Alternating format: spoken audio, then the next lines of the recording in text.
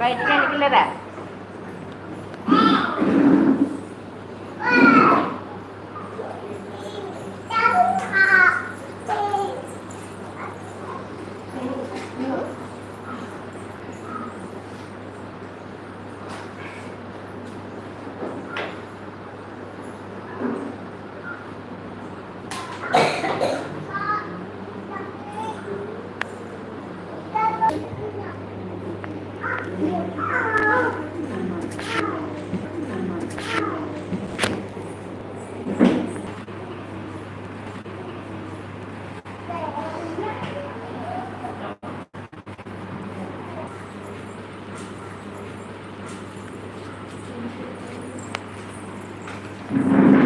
మందిరానికి మా దేవుడు కొడుకొచ్చారు.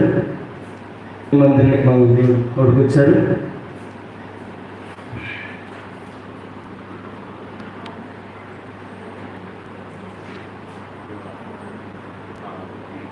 నాలుగో తారీఖు అండి మనకి బల్లారాధన. అమ్మ వాటి ఆదివారం బల్లారాధన. ఈ చర్చు కడగాలండి, సభలకి కడగాలనుకున్నా కానీ మీరు ఎవరు ఎప్పుడు వస్తారు కానీ సభలకి కడగాలనుకున్నా కానీ మీరు ఎవరు ఎప్పుడు వస్తారు కానీ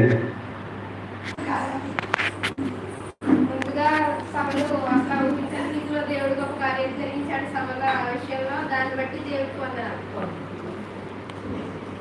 ఏంటంటే నేను దాని గురించి చెప్తానండి. మా ఇంట్లో 24వ తారీఖు అక్కడ ఎవరో అన్నయ్య ఇంటి దగ్గర పెళ్లి జరిగింది. తేజ తెచ్చండి, తేజ ఇంటి దగ్గర పెళ్లి జరిగింది కదా.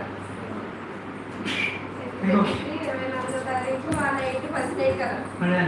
చర్చిలో ఇక్కడ సభ జరుగుతాయి కదండి. పాస్టర్ గారు, శామి శశి గారు, వాళ్ళు నేను వెయిట్ చేశాను. పాస్టర్ గారు వాళ్ళిద్దరూ ఆ రోజు మీటింగ్ లో పాల్గొన్నారు. వర్క్షాప్ పాస్టర్ గారు వాళ్ళు కూర్చున్నారు. అప్పుడు అక్క వాళ్ళు ఏం చేశారంటే ఆ రోజు పెళ్ళి అయిపోయింది. 24వ తారీఖు ఆ నైట్ ఫస్ట్ నైట్ అండి.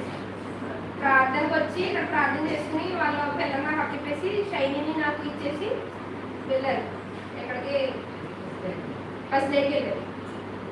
ఫస్ట్ నైట్ అయితే వర్షిని వాళ్ళమ్మ, అక్క, ఇంకా డాలి వాళ్ళమ్మ కలిసి వెళ్ళారన్నమాట. షైనీని నాకు అప్పగించారు.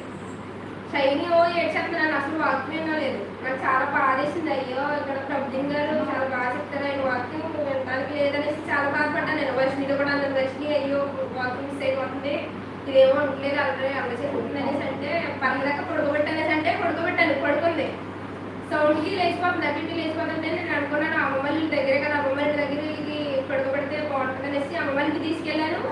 అమ్మమ్మల్లికి తీసుకెళ్ళి అక్కడ ఫ్యాన్ వేసి పడుకోబెడితే అక్కడ అస్సలు అనపట్లేదు, అక్కడ ఎంత లేచిపోయారు.